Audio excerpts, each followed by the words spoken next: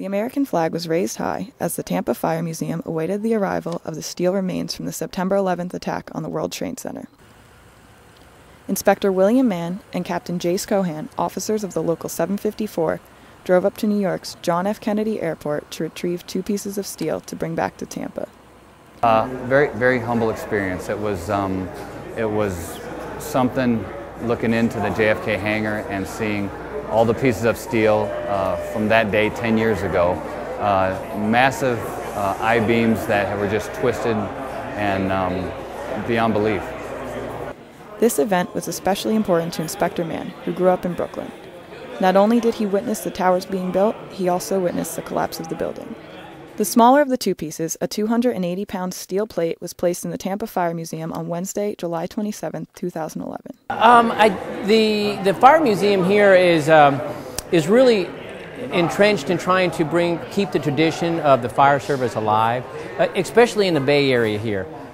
This particular aspect of it is they reached out to the city of New York to see if they could get a piece of that tradition that we as well shared in their loss and their grief, but also in the fact of the search and recovery efforts when we sent K-9s and search and rescue teams up there to help out with it. So their quest to get a piece was very supportive, and we're glad they were able to get a piece of history. The other piece, an 1,100-pound beam, is anticipated to be placed on Bayshore and Beta Bay Boulevard on Friday, September 9th, 2 days before the 10th anniversary of the attacks. The second piece of steel is approximately 100 inches long, which is a little over 8 feet. It will be installed in a memorial to the 9/11 attacks at the Bayshore and Beta Bay, where the Bayshore Patriots have shown for 10 years now their dedication to our servicemen and women.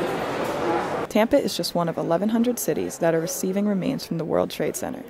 The memorial that will be on Bayshore is just one of over 300 that is dedicated to the September 11th attacks. Consistent reminder of commitment, of service, of volunteerism, of the people who have dedicated their life and their service, not just to our country, but to our city.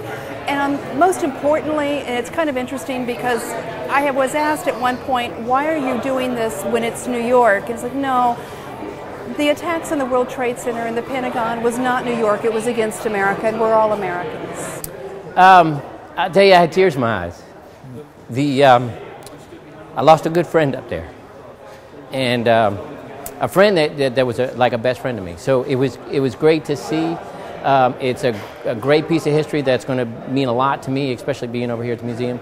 But most of all, it's a good remembrance of an individual that I really truly loved and truly respected.